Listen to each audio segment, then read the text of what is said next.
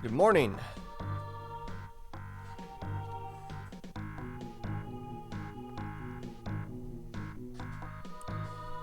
That's gonna be annoying.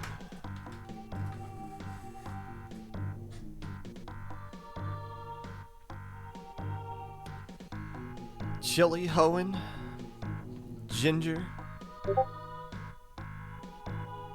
me 6.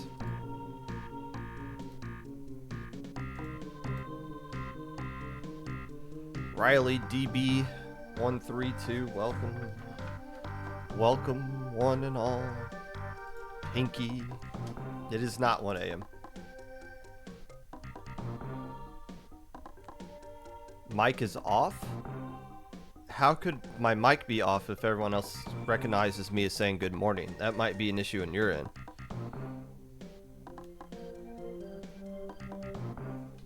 You guys can't hear me, right?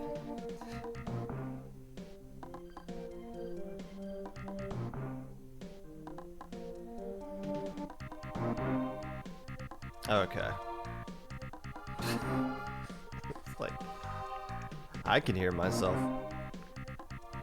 That's all I really need.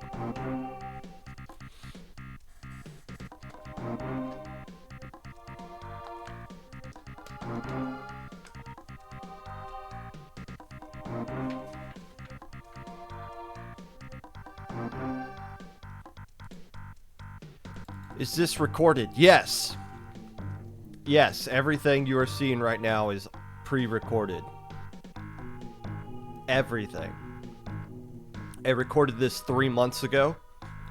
I already know what happened at the Riptide because I got the script. I got the script today. And today is June. So I already know what's going to happen at Riptide. It's not that big of a surprise.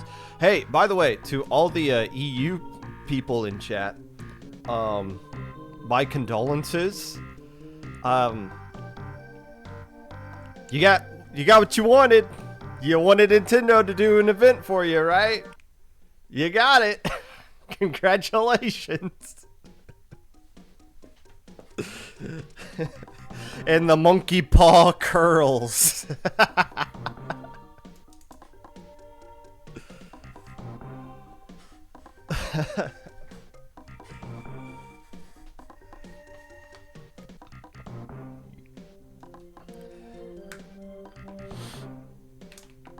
Oh boy.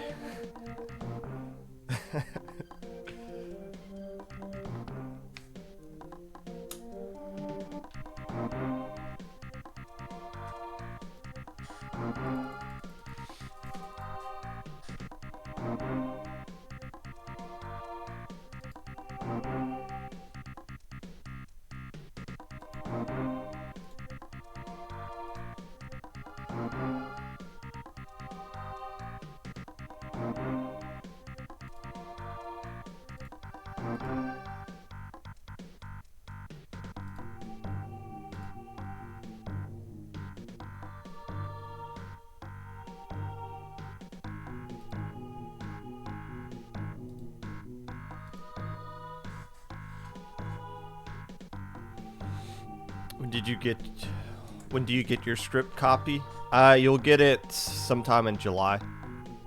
Since this is a 3-month-old recording that you're listening to right now. You'll get it at some point in July.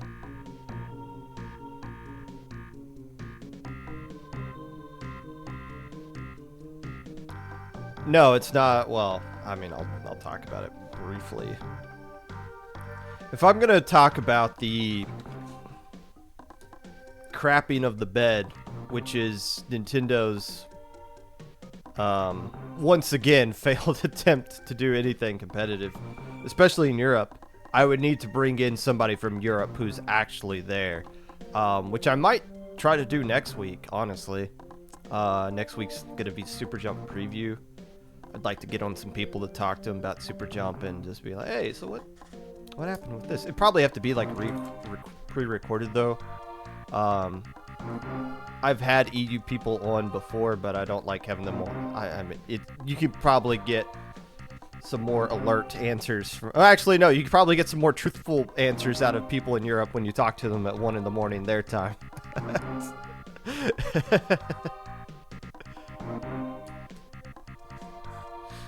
I was thinking, let's close that.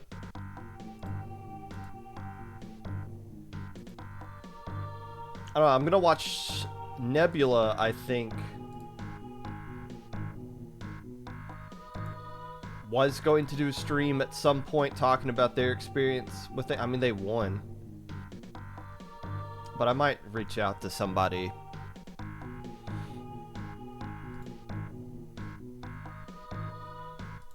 See if we can get them on next week. I don't miss an opportunity to make fun of our overlords.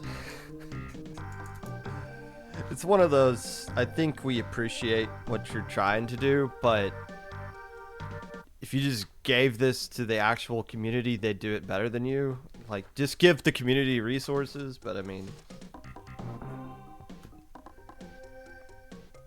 that would make sense. It wouldn't make sense for them to do stuff like that. But I mean, just common sense things are just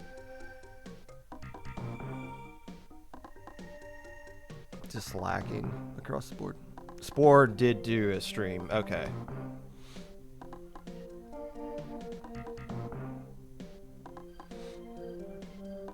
By the way, since I do have a lot of EU people in chat, Breeze is confirmed, right?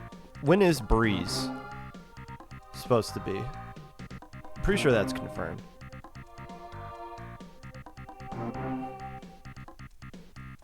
It is? When, the end of November. Okay.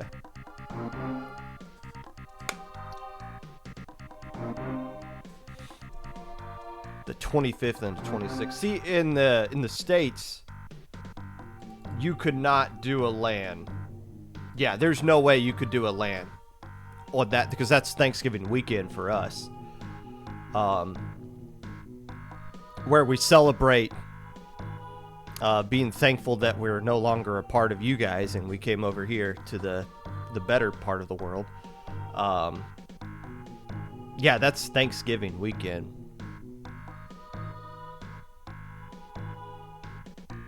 But that's still, that'll still be a cool thing to watch, for sure. Is Dapple's gonna stream that one?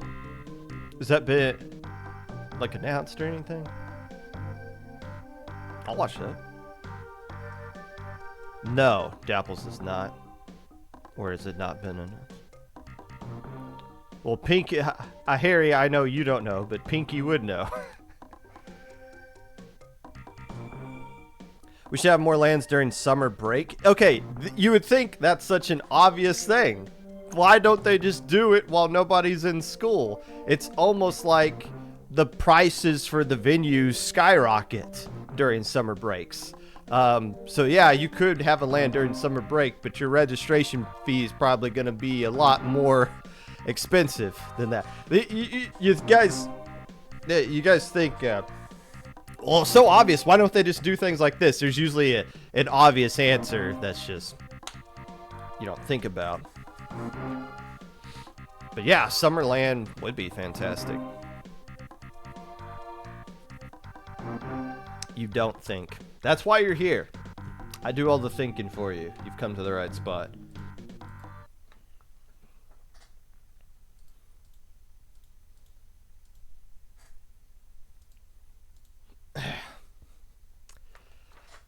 Hello, friends, and welcome back to the Popcast. Whenever you're listening to this, whether it be live or a VOD, Twitch or YouTube, or Spotify, while you're having your Switch battery explode mid-set, thinking that Aaron, the head TO of the entire Riptide event, is me because we both are bald, providing no travel or accommodations for the teams playing in your tournament in the UK Ireland finalist, and not even having a stream for them, whatever it is that you're doing right now. I appreciate you taking the time out of your day to listen to this. Unless I don't. I kind of hinted at this in the pre-show, and I just want to, since there are some EU people in chat, I do want to give them a little bit of congratulations. You got what you wanted. You wanted Nintendo to pay attention to you, and boy, howdy, did they find a way to let you guys know how incompetent they are at everything competitive Splatoon. It is beyond impressive how they find new ways to show their incompetence with everything that they do. There's, I believe, Spore. People are saying that Spore did do a stream kind of highlighting some of the crap show things that went behind the scenes for this, the UK-Ireland Grand Finals that was played yesterday. Maybe I'll try to reach out to some folks, because there's a good story to be told with that. And it kind of got overridden by everybody here on the west side of the Atlantic Ocean, because we had Riptide going on. But yeah, congratulations, Europe. Meanwhile, you think it's bad. At least you got something. South America is down there, which apparently includes Panama and other countries that are technically in North America. They're down there being like, can we get a tournament? A singular tournament, please? Please, Nintendo? So, hey, baby steps. Everything's moving in the right direction. Well, it's moving in a direction, maybe not the right one. I don't know. Shout outs to Brush, the head TO for Lowink, who created this new overlay system for me. And after 4 weeks of being on paternity leave, actually 6 weeks, I finally got an episode where I got them up. So this is the new overlays going forward, a whole bunch of package of stuff. And it's only a matter of time before I break something. I already know the font is not correct. But here we are. Look, we got a little scrolling socials thing. Discord is correct. All's good. And you guys have your appropriate label as the idiots in chat, which you guys are idiots. You are in chat, but it's not trash talk. It's just telling it like it is. So don't take it a little bit too personally there. News of tournaments may be of interest to the casual listener of the Popcast. Proving Grounds is this upcoming Friday, although nobody's going to play in it because Sindao Q is going on now. So we've got to think out things with that. College Cephalopod Association is having their entry exam tournament on this upcoming Saturday. So if you're a college player and you have a college team, or you're looking to form a team with your own college, hit up the CCA. They're having a tournament this upcoming Saturday. But most importantly, Flutie is taking place on Sunday. Fast Looty. If you like playing in Looty, getting a div and having it done, but you would want it to be done in all one day, that's what Flutie is. At here, Scrims, Flutie, div B and below. That's what you guys are looking for. Sign up for Flutie on Sunday. It helps the seating council. And I believe the dates for the next Looty season have already been announced up on their page. And that they already have 100 teams signed up for Looty. So make sure you sign up and play in Flutie. I believe Flutie is going to be streamed on Dapple Productions channel there. Today we're going to be recapping Riptide, Riptide, with a special segment, which some of you that were at Riptide might have caught a sneak peek of this. You might have already seen this segment done live, but I recorded a thing with Falco yesterday while he was live at the venue. We talked to some people that were passing by, talked to a couple of things that were talked about the event as a whole. Since I obviously wasn't there, I like to come here and talk about my experience at LANs. Well, I wasn't at this LAN, so it made more sense to get somebody who was at the LAN to talk about it. I'll still share some of my thoughts as I was back home watching the event from our couch. All that and more. But first,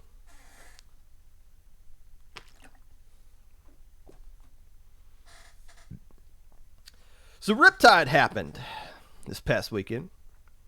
It was the biggest LAN ever, beating out Low Tide City just 4 months ago, who held that title for a whopping 4 months before Riptide became running around. So the competitive LAN Splatoon scene is going pretty good right now. This is a really good year for LANs at Splatoon.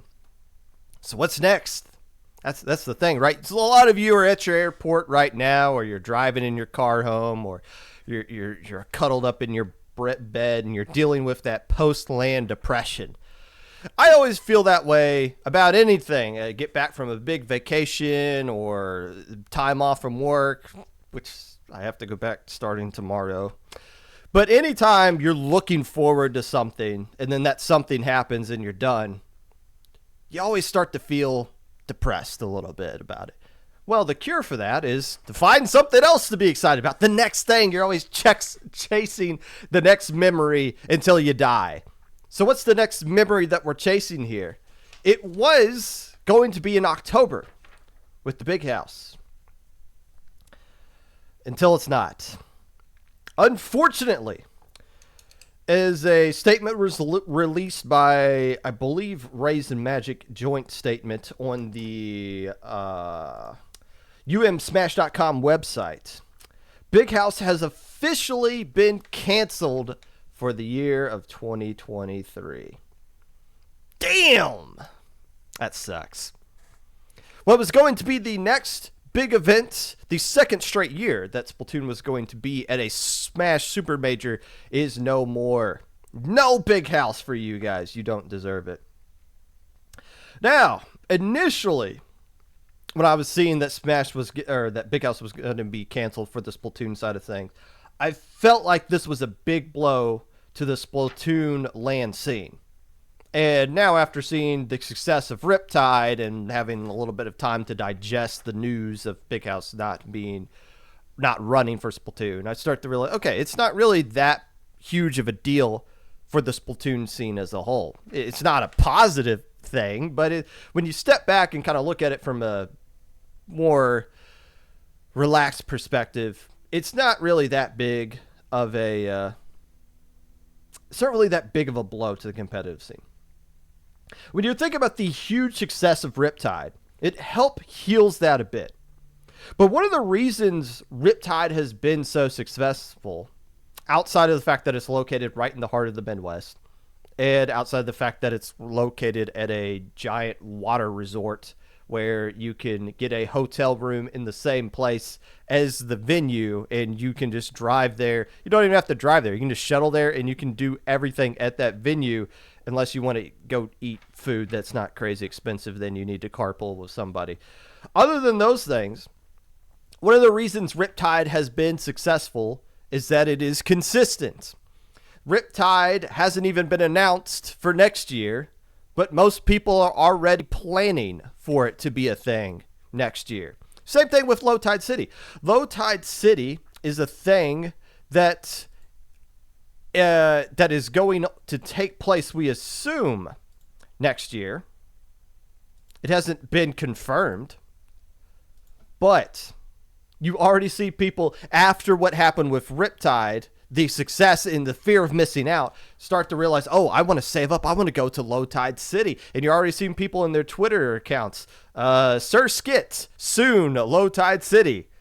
It's like, it's not even a thing. But since it happens so consistently, you're expecting it to happen now.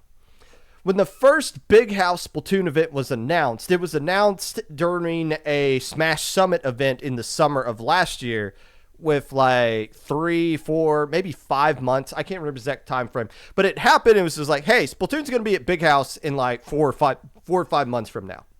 That doesn't give a lot of people a ton of time to start signing up for it, but you still got a lot of the strong teams that did play in that event. You got the right kind of teams you want to see play in tournaments that have signed up for it, but you didn't see the massive numbers that the other lands got, but you did still see a lot of people because it's freaking Big House. That name alone has some draw to it. But if people were expecting Big House to show up on the Splatoon side of things, and they had a full year to plan out and save up for it and do everything else they need to do to get their affairs in order to make sure they can attend it, and you do that consistently for a few years, then you start to build up a little bit of a following and a base of people that come to these events. Riptide is only going to get bigger from here. For those of you that were at the event, that might sound crazy to think. Can we get much higher? Yeah. Now that all the people saw Riptide and more people are seeing Riptide than before, it's just like Low Ink. Word of mouth is the best marketing tool for Low Ink. Riptide was all over the frickin' place on Twitter this entire week, the week building up to it, the entire weekend on Twitch, Twitter, 2 different channels, Pro Chara and the IPL one, which at one point had 1,500 people watching the event live. Like, there's going to be more and more people that come out for these things. And now that you know, even though Riptide hasn't been announced for next year, you're already getting ready for it because you assume it's going to be there. That's the issue Big House is kind of facing going into their second one. Another issue with Big House is obviously the timing for it. It's right next to, well, it's just a month after Riptide. It's generally the same area. It's 4 hours for the Pop Guns to get to Sandusky. It's 5 hours for us to get to Sandusky, Ohio. It's also same exact 5 hours for us to get to Detroit. It's literally the same route. We just split off the final hour this way for Detroit, that way for Sandusky. Like it's really right close to each other in the same exact time. That didn't really help anything. I think one of the biggest issues with Big House, though, and why it ultimately got canceled, before the event even went live for registration, they told you straight up, hey, before you sign up for this, just so you know, there's not a stream confirmed right now. And if we do get a stream, it's going to be limited in some ways, and it might be on a channel you've never seen before. There's a lot of restrictions that were going on just before this tournament even hit. So this tournament is already starting off on the wrong foot for things that were seemingly out of the head TO Splatoon side's control. Reading between the lines, and one of the things Magic mentions in this statement that they released was that there's some financial issues going on here. That is why I'm assuming there was no stream announced right at the beginning. And it's not really a Splatoon thing that you're worried about here. This is more of a Smash issue. You look at where the Smash scene has been going this past year. The step backwards they've been taking after the Panda Cup fiasco, Papa John's, Red Bull, some of their other sponsors not coming back. Summit falling apart. Like it's not been a great year for the Smash community as far as their progress is concerned. Shine is another great example as well. Yes, Shine running their last event. I look at that and I say, okay, I think the Big House, which doesn't really have room for Splatoon, barely had room for Splatoon last year due to maybe financial issues. All right, fine, we'll have Splatoon this year, but like we can't afford to get you guys a stream set up or like some of this other stuff. I feel like that played a role in things that were outside of Splatoon's control, which is why I've been constantly saying when we are getting ourselves in bed with Nintendo, we should be looking more to what's going on with the Smash side of things, because Smash has been constantly curb stomped by Nintendo, and that hurts us a lot more than what you guys realize. I think that might be the main culprit for Big House having to be canceled here. Now, one of the statements, I'll read off this little paragraph that's in the statement here. I find it interesting. Quote, one of the factors is the calendar of events. The saturation of tournaments was something the Splatland TOs have been discussing since early last year. More lands are great, but our player base doesn't have the density nationwide to make events that happen at the frequency we see with Smash. So the audience we see at these events is made of repeat attendees.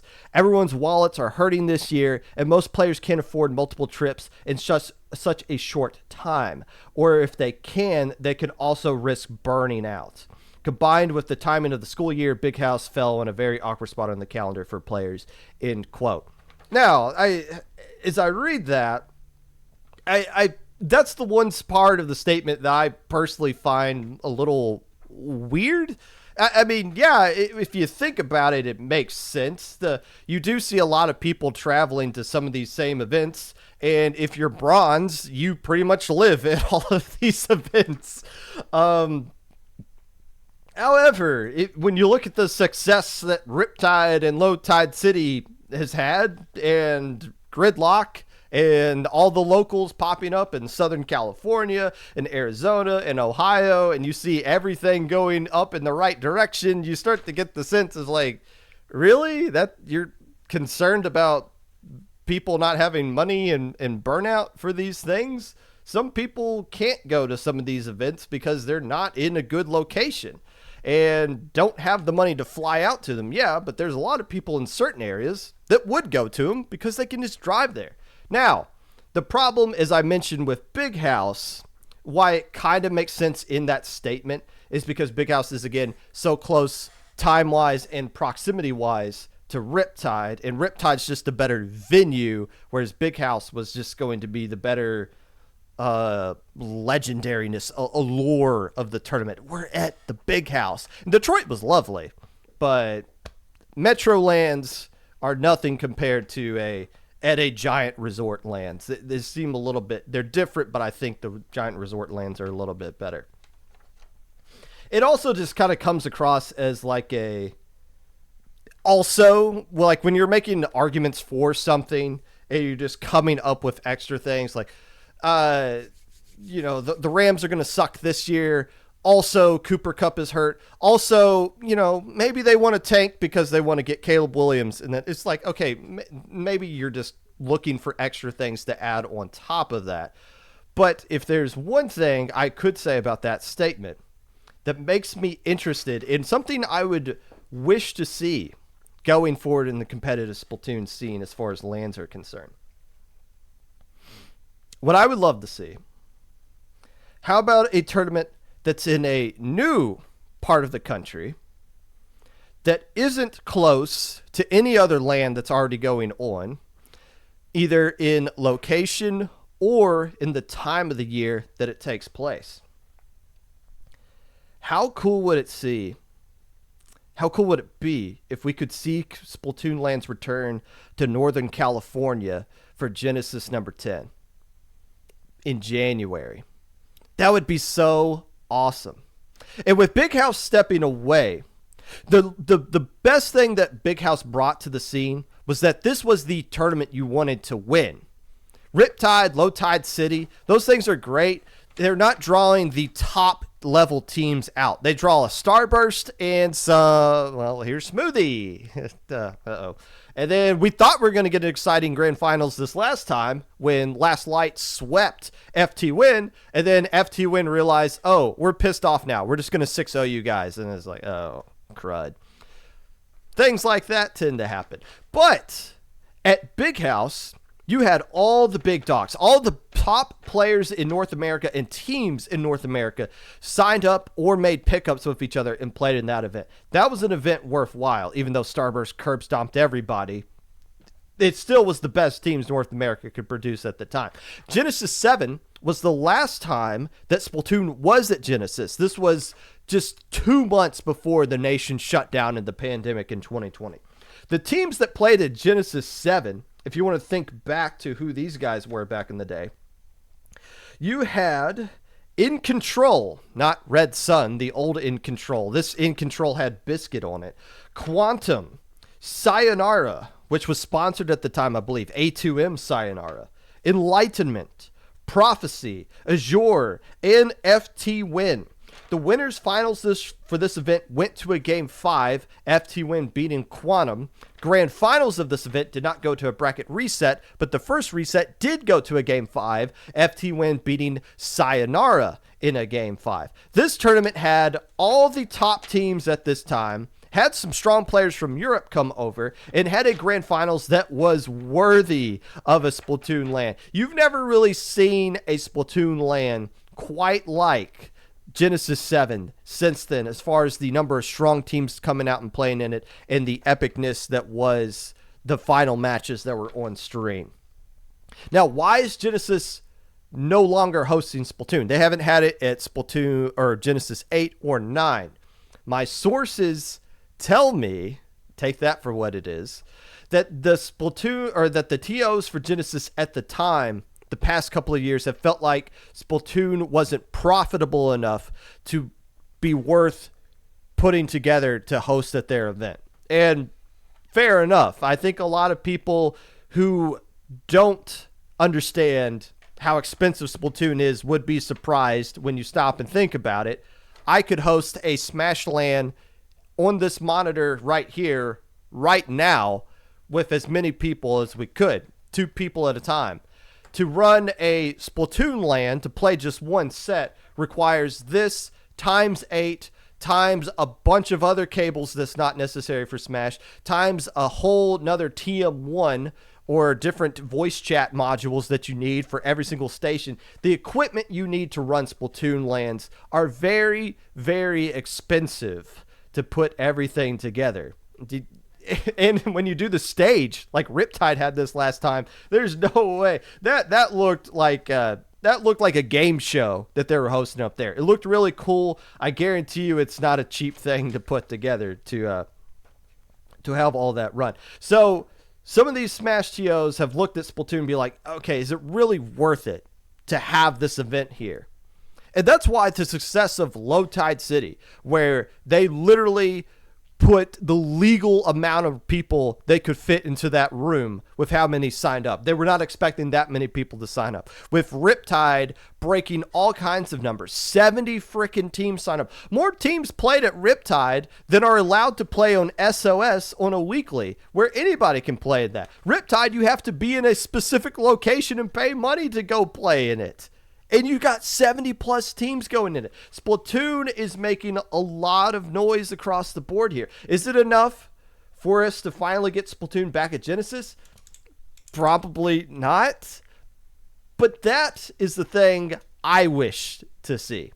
Another event that is going to draw out all the top level teams to it, that doesn't conflict with a time zone of another tournament or a location of another tournament.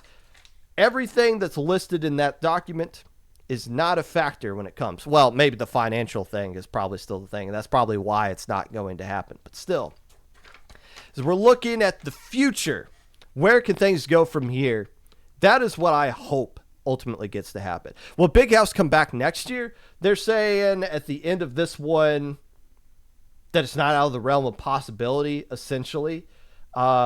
And there's more things to come from Magic and Raze in the future. Raze ran the last Riptide, and Magic was one of the head TOs that ran the last Low Tide City.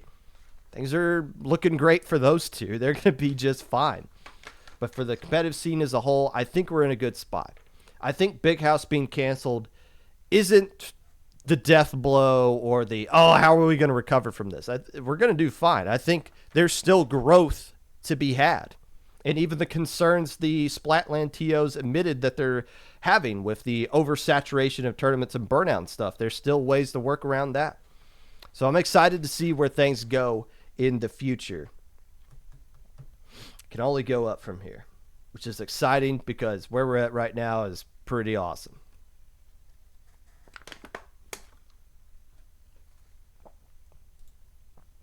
That's enough talking about negative stuff, though.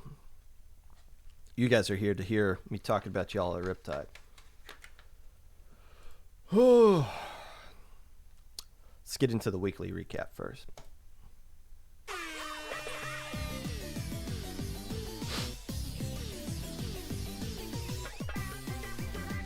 No super major. Big House means the only event where we can get a LAN competitive set between teams from North America begrudgingly falls on the shoulder of our overlords at Nintendo. But hey, there was a pretty good tournament that took place on Labor Day, a week ago from today. PAX West was won by Jackpot. Crush Soda, of all teams, taking second place. And Starburst tied with Duck Gang for third and fourth place. Just let that sink in. A tournament for North American teams only. Starburst tied for bronze with a team called Duck Gang. My, how times have changed. The real story here is not that Jackpot became one of the first teams not named FT-Win or Starburst to win a Nintendo major like this, and is going to be representing North America in Japan in the World Finals. The real story here is what is going on with Starburst. Starburst didn't lose to Crush Soda. They got swept by Crush Soda 3-0. The last time Starburst got swept by a team from the West, I couldn't find it. It doesn't exist in Splatoon 3. I think the last time is winners finals of the first Riptide that me and Magic commentated, where not FT-Win 3-0'd them before Starburst came back and 3-0'd FT-Win. It's also worth noting, at the time, that Starburst roster is almost 100% different from this current version of Starburst. So, yeah, this is a historic loss for Starburst, and you had Brand tweet out afterwards, one of the reasons we're not playing so good right now is because nobody wants to scrim us. To which, if you're a reporter in the venue, as Brand is tweeting that out, don't you go up to Brand and say, excuse me, who is blackballing you from competitive scrims? Like, is Jackpot, Alliance Rogue? Like which one of these teams doesn't want to scrim you and is not letting you get the practice? There's some interesting stuff going on there. Could do a whole segment on it, but we're moving on. We got time that we have to use here. Congratulations to Crush Soda, by the way. Looked really good against not just Starburst, but Jackpot as well. Mode Cup number 5 took place on Saturday. It was won by Pot, which was a Jackpot pickup with some players from Japan. Alliance Rogue takes 3rd place, and Zero Depth rounds out your top 3. Yes, you can run a tournament during a LAN. The competitive Splatoon world does not come to a screeching halt just because there's a lot of people playing a LAN in one location. 51 teams played in this Saturday Splat Zones only tournament. And a lot of people were watching this one, actually. I was tuning in. More people were watching Mode Cup than Riptide at the time, if you don't combine the Riptide LAN and the Prochara LAN at the same time. However, more people were watching Grand Finals of Low Tide of Riptide. 5 times as many that were watching the Mode Cup one. But still, you can run an event during a LAN and still be very successful. It's that one. In the NFL Week 1, the Rams scared the crap out of the Seahawks 30-13. The Kansas City Chiefs dropped a game to the Lions 21-20, and the Pittsburgh Steelers forgot that the season started and ended up losing 30-7 to the 49ers, who look really good until half their team's going to get injured, unfortunately, at some point. And that was your weekly recap. Sponsored by this Cherry Limeade Baby Onesie. Now, at Low Tide City, Cherry Limeade gave me and Cornflower a onesie with the Cherry Limeade logo on it. And our child has already moved up from the newborn clothes to the 3 to 6 month range clothes or whatever. And even though he's 1 month old. So I thought, oh crap, we never got a chance for the kid to rep this team. But this is for 6 months old, they said. There's no way this is, like, I feel like our kid's already too big for this. Or maybe not. Maybe I'm just looking at the right side. But still, the official sponsor of today's segment of the weekly recap, the Cherry Limeade Baby Onesie. You can get it at Target or Kroger or Walmart. I don't know where they sell these.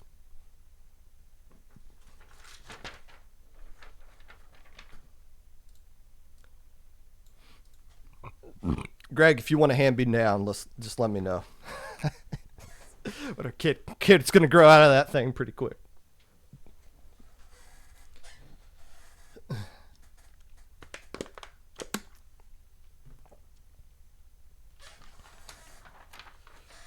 Before we get to the Walmart, before we get to the Falco Flyer interview, a few of my own personal thoughts of the actual tournament, Riptide. First off, some of the teams that stood out to me, Thimbo IHOP looked really good. Thimble IHOP looked really, really good. And shouldn't be a surprise because I predicted them to make the final tournament of SAC, and they did. And they've been playing a lot better as of late. Last year, they weren't playing that good. But this year, they've become a different kind of animal. And when you've been a team for so long, I know Damp has been a part of the competitive scene since like Technical Machine back in 2018. AJ's been a part of that team as well. Like you get better and you get synergy with players. Lynn is just a different kind of beast altogether. Like Lynn is a player that just has that dog in them. Some people, when the lights go on, they shy away from the moment. Lynn is somebody who, when the lights go on, just gets better. And my goodness, that player, Lynn had themselves a hell of a tournament this past weekend. A2P looked fantastic. They looked really good. They had some really close sets. I think they did beat Thimble IHOP. They beat Triggerfish. To beat Inked. They pushed Cherry Limeade or a cup of Limeade to a game 5. Backyardigans as well, I think, got them in a game 5. But still, A2P probably had a fantastic tournament. I'm sure they were walking away from this one saying, "Man, we had a lot of fun playing in this tournament." The Backyardigans, it's a strong pickup, basically a old Luau pickup.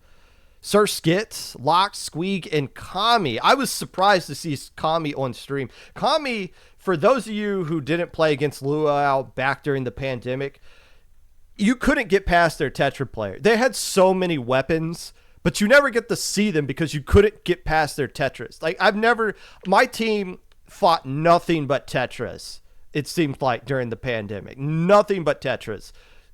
Kami's just like a different version of Tetra. And when you get a Tetra on land mode, it's man, it's a different kind of thing. I've seen some clips of Kami from Riptide. The things they were pulling off of Tetris, it was just stupid. It was just absolutely stupid what Kami was getting away with. Oh my gosh, Kami should not be allowed to play on land. It just looked legit unfair what that player was doing. But Backyardigans played great. Last Light, in general, just makes me excited to watch Moonlight. I'm not sitting here saying that Moonlight is going to threaten the Jackpots of the world or the Starbursts or anything like that. I'm just saying I genuinely like watching them play. They're obviously a team that can threaten some of those top-level teams. They're not going to beat anybody. Well, they just beat FT Win. We'll get into that in a second. My point being, I just like watching these guys. They seem really fun.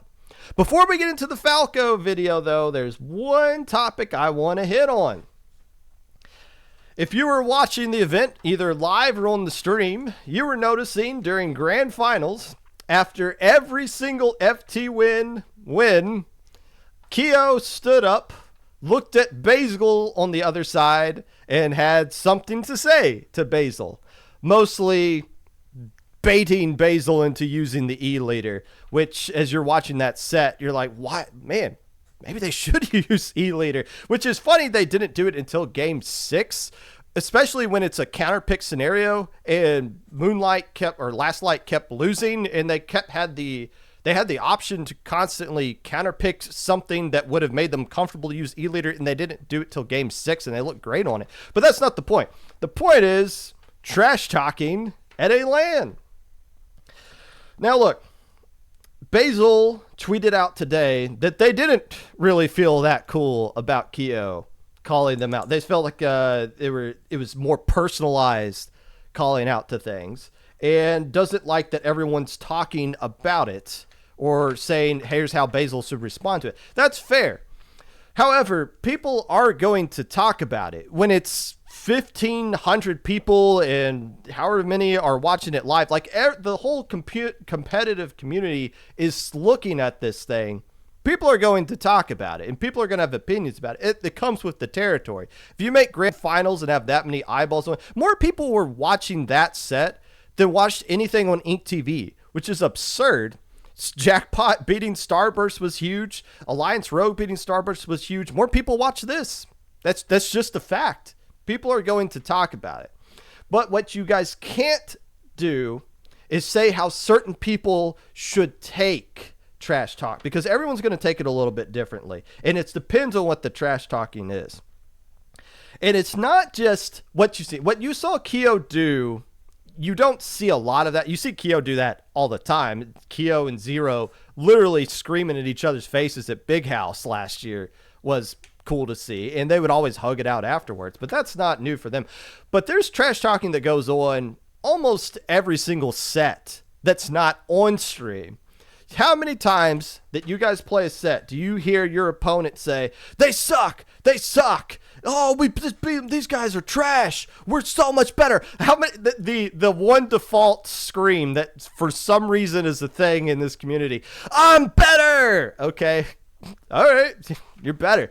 But some people are like, whatever, these guys are just saying we're suck right in front of our face because they're literally right in front of us off the stream.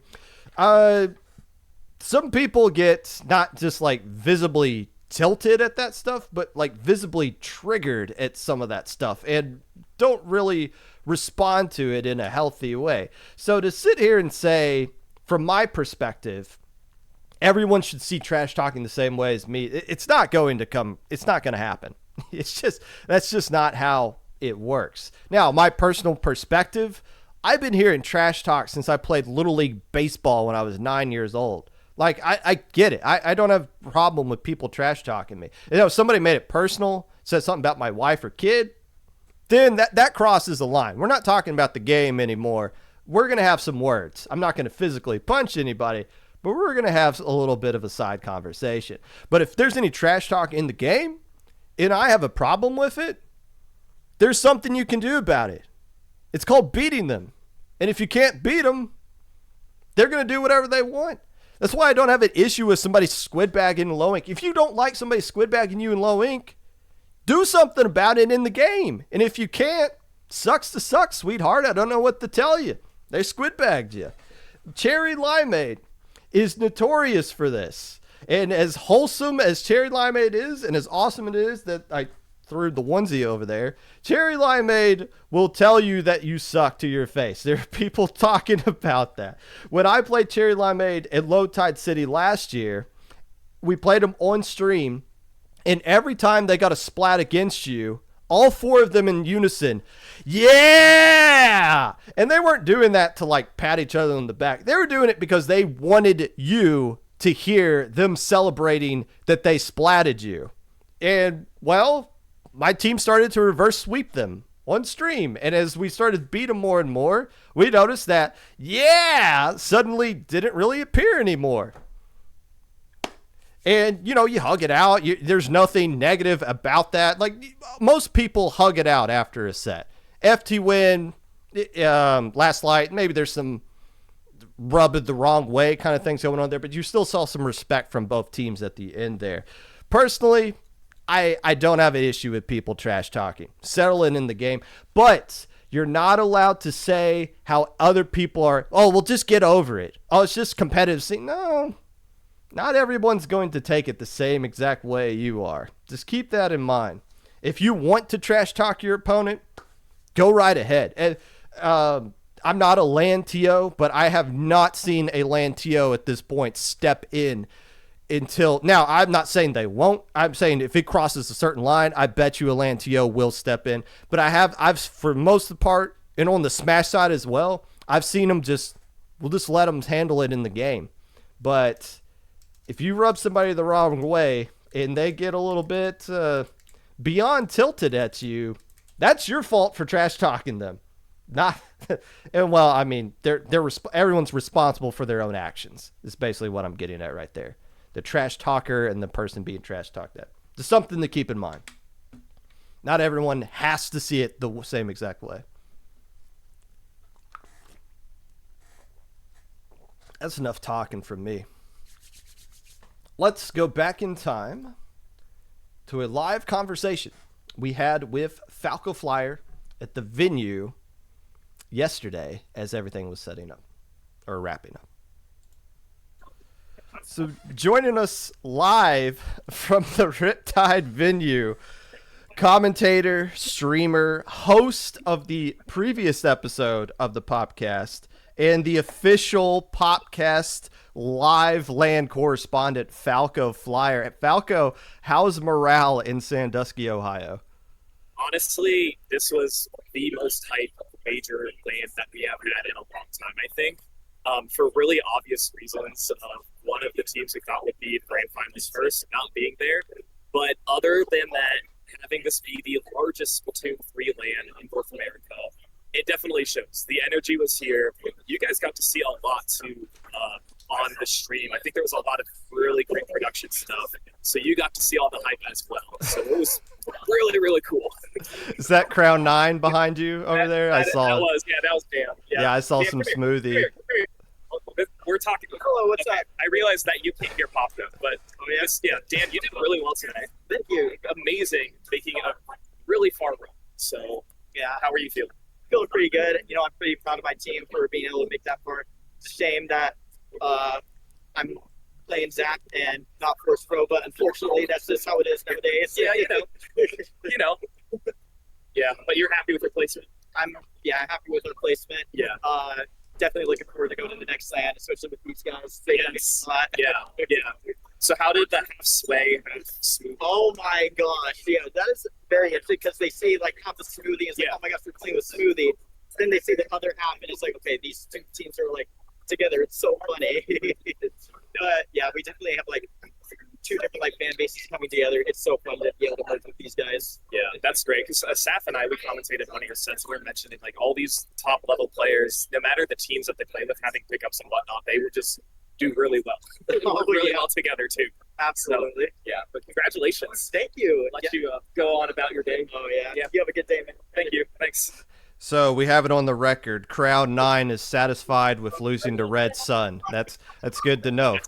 Groundbreaking journalism there. That's why we got you there live. Hey, you kind of alluded to this felt like the biggest LAN of the year. Now, you've been to every major LAN since the first Riptide. I would know because I've seen you at every single one of those.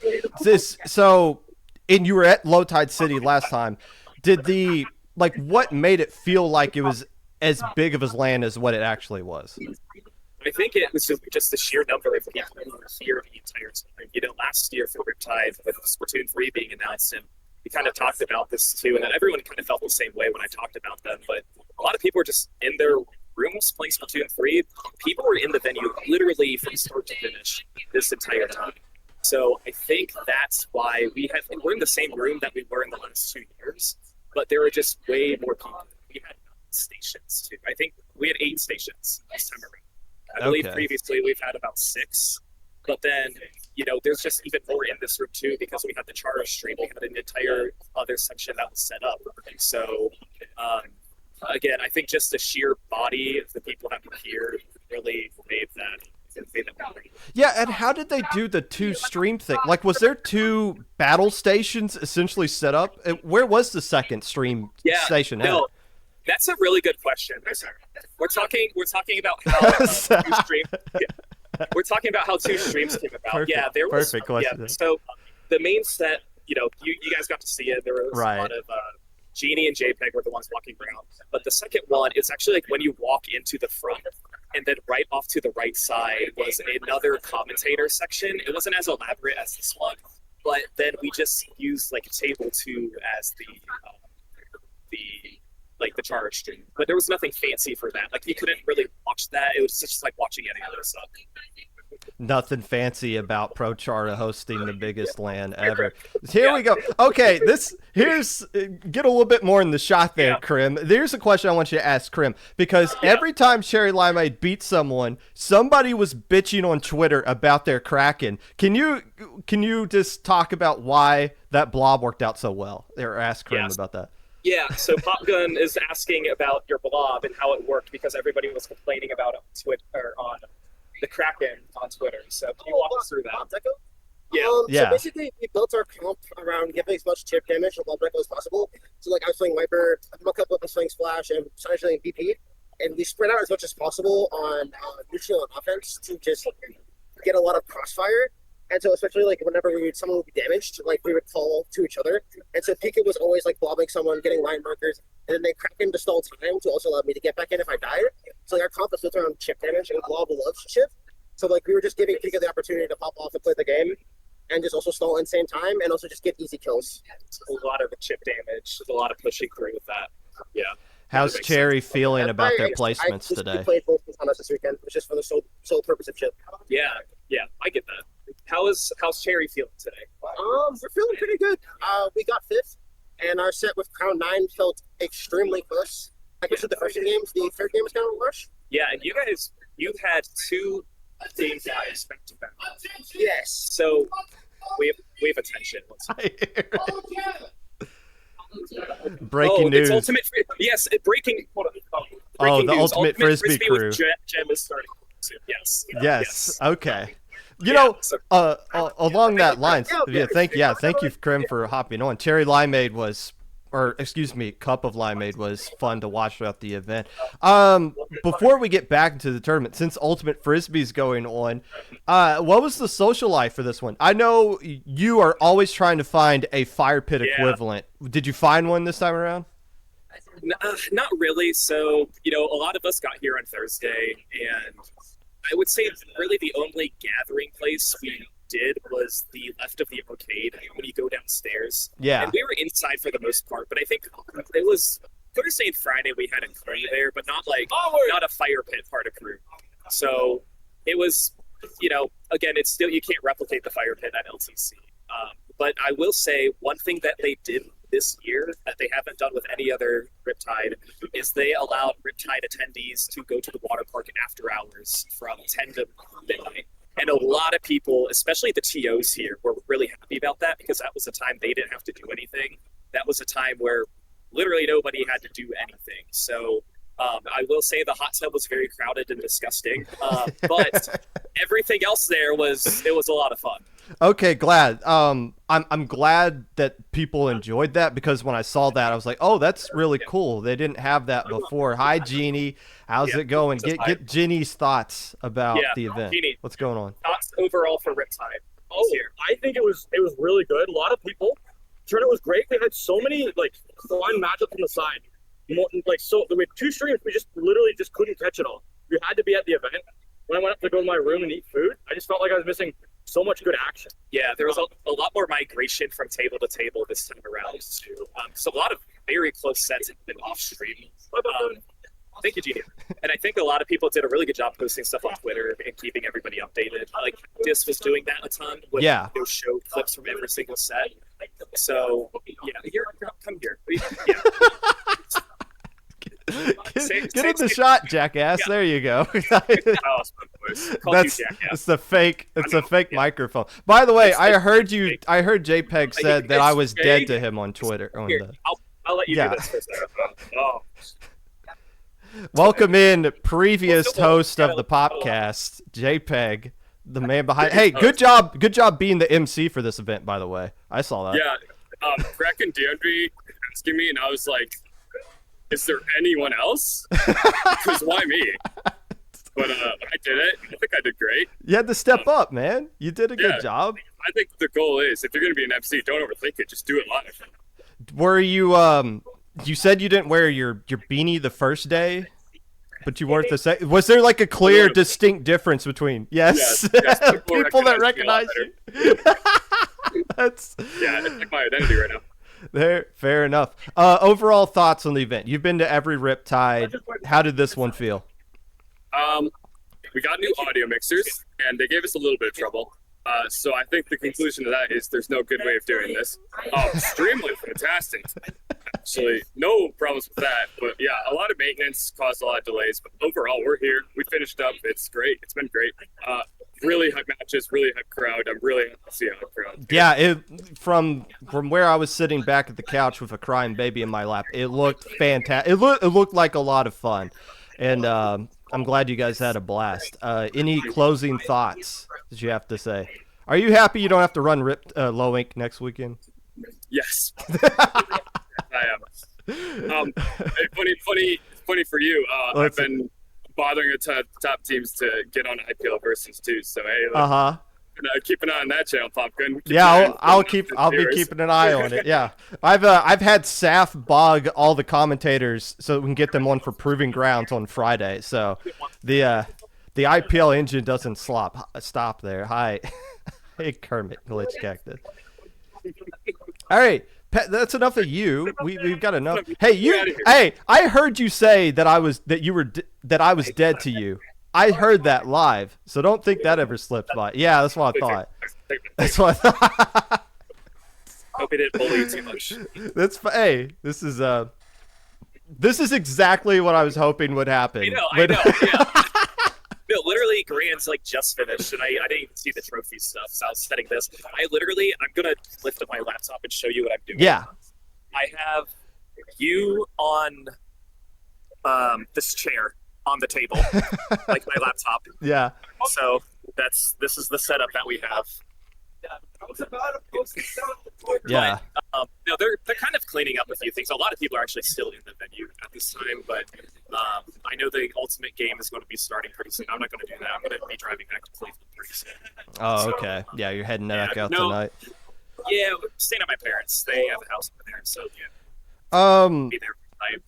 So you and I have commentated a lot of sets, and while I enjoy commentating with you, the sets have always sucked. You got probably the biggest LAN upset since 6 days ago when Crush Soda beat Starburst instead of LAN. What was it like commentating? I know it didn't impact the final result, obviously, but Last Light beating FT Win was huge, and that it really took off on Twitter. What was it like commentating that? And you can't tell me you thought that was actually going to happen as you were commentating it. Oh, no, not at all. I mean, they were the number one seed for a reason. I think kind of walking through it, starting off on splat zones, just how dominant Last Light was the most impressive thing. Like, they locked out FT Win. They locked him out. So I think, too, having it be a 3-0 rather than a 3-2 reverse sweep, like anything. It was literally a clean set for Last Light. And that really changed, I think, the tone of, okay, what's next? They're going to be in losers finals. We still have to see who's playing in losers semis. And for those team at that point, which was, I believe that was Red Sun and Pencil, maybe? I don't know for sure. No, it wasn't Pencil. I don't know. But the winner of that was going to have to face FT Win. So, it was Last Light who. Okay. It was Last Light. Pitsold went to like a game 5. Yeah. So no, nobody expected it. I was even kind of browsing on Twitter for it, looking and seeing it, and upset for everybody. But at the same time, it was the cherry limeade, I think A2P game 5 that was happening as well. So like there was a lot. So like everyone was like, "Oh, FT wins on stream. Okay, no, we're gonna watch the set that's going into game 5." Like people were like, "Oh no, we should have paid attention to there." So yeah. I mentioned just a lot of back and forth this time around, and Saf and I absolutely were not expecting it. And you're right, like we did make history with that set. And you're right too, it didn't affect the final result, but you guys saw a lot of the bait trade that happened on the stream, and because of that loss, we got even more of it with the bracket reset. So, I don't think FT was really disappointed about that. They know how to have fun. Keo knows how to have fun. Could you tell what Keo was saying? Because like from the stream, we couldn't hear anything that he was saying at all. What was he saying? Yeah, so a lot of the times he was like shouting out, like telling Basil to play E-Leader, because Basil didn't touch Leader until that very last game. Right. So, it was kind of baiting him into it. So that was a lot of it.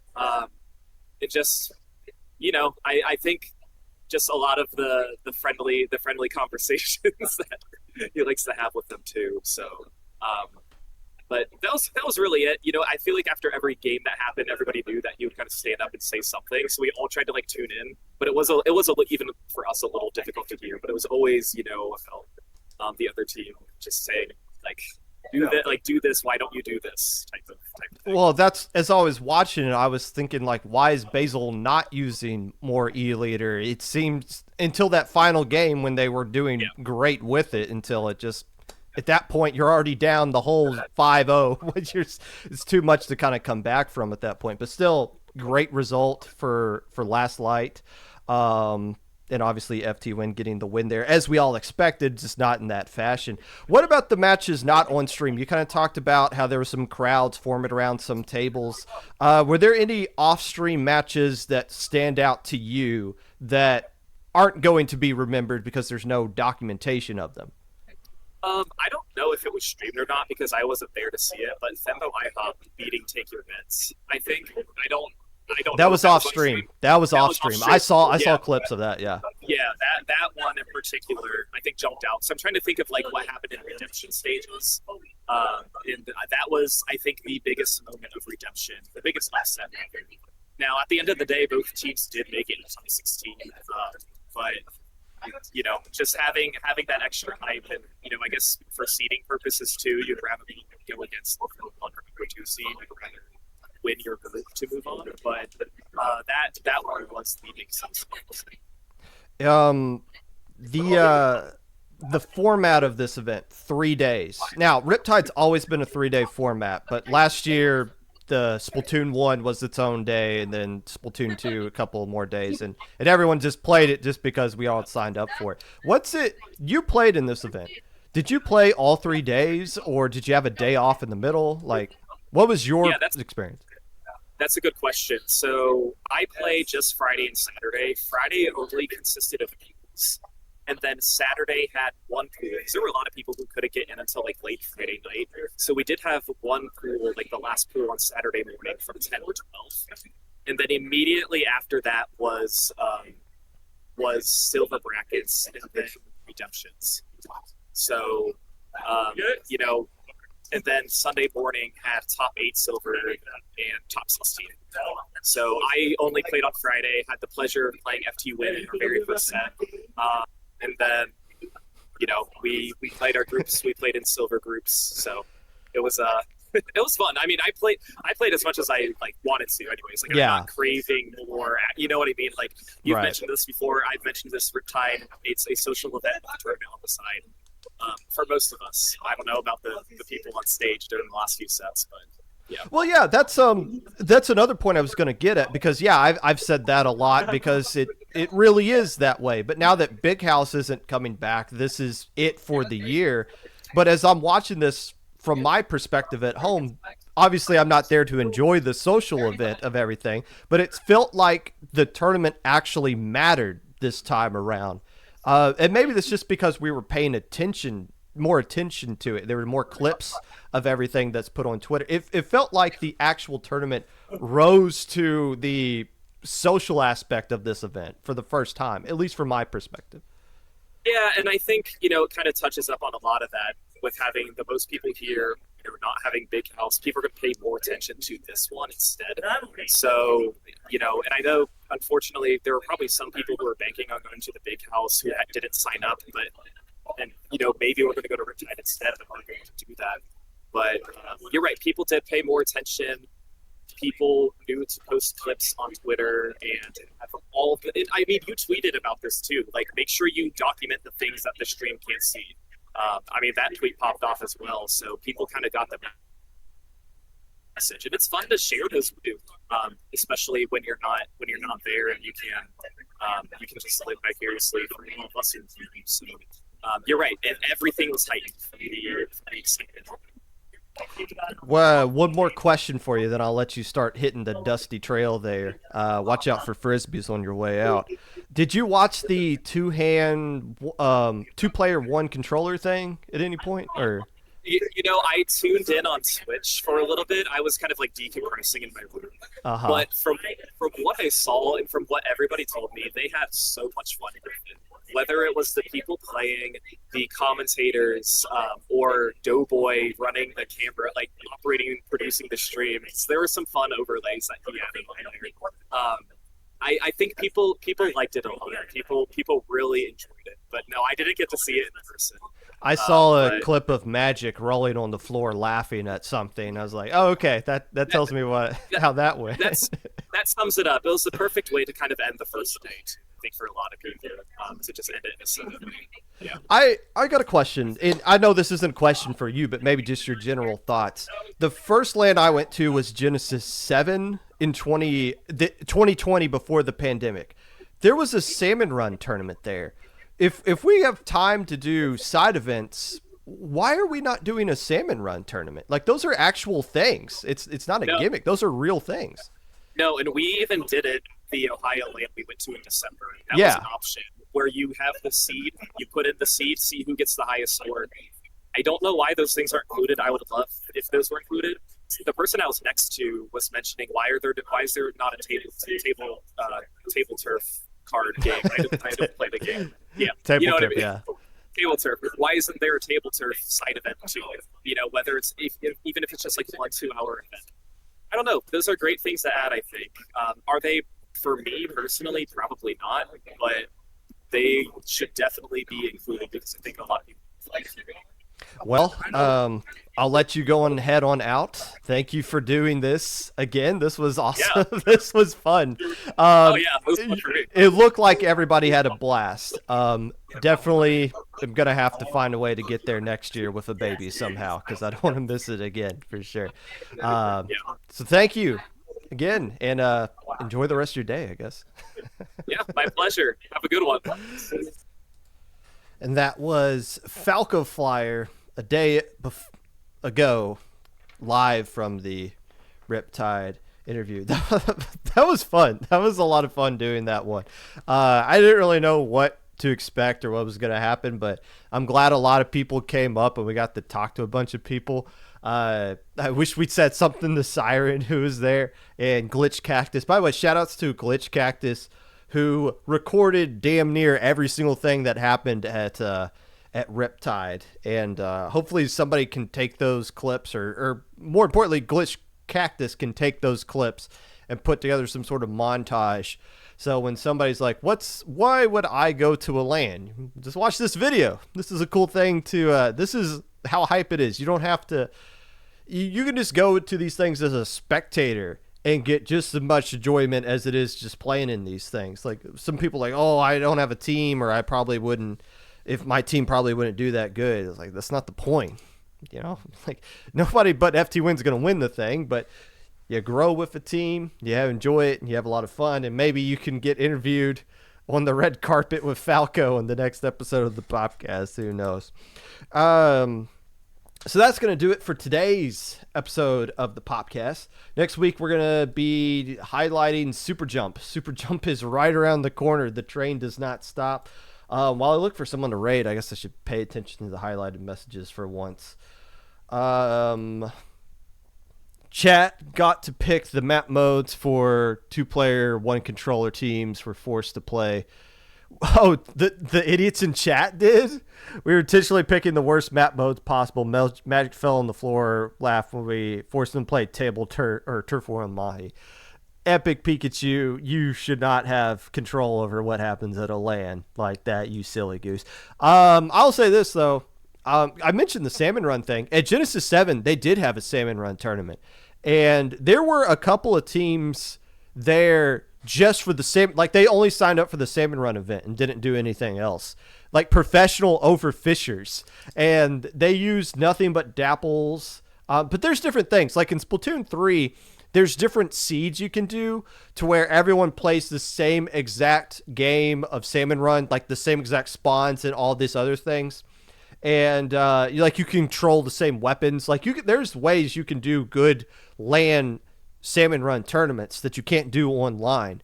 So I think it'd just be cool to I'm not like, why aren't they doing this kind of thing? It's just like, this is a cool feature in Splatoon 3 that's only available in the LAN version for some reason. You can't do this Salmon Run anywhere else. That'd be cool to see. Riley Rooster, Toasty asked me for a map recommendation for the vote, and I said Wahoo World. Chosen by chat. Hey, Splatoon 2 Wahoo World wasn't that bad on Splat Zones. Not sure how many people turned in, but I didn't even talk about the collegiate event as well. That was going on like really late Saturday. That was like almost to midnight, wasn't it? I that's why I didn't. I saw the stream was still on as I was trying to lay down a little bit. I was like, damn, they're still talking. I think it was Mizuno and DRF. Let's wrap this up. If you'd like to be a part of the podcast in any way, feel free to reach out on my social below, Twitter, Mr_Popgun, Discord, Popgun, #5882, YouTube at Popgun25, Anchor.fm/Popgun. If you want to go to lands in the future, make sure you get vaccinated, wear a mask, stay safe, sign up for Super Jump, sign up for Flutie, and we'll see you guys next week when we talk about Super Jump and maybe talk about some other stuff too. Or not, I don't know. I go back to work tomorrow. Everything's going to suck.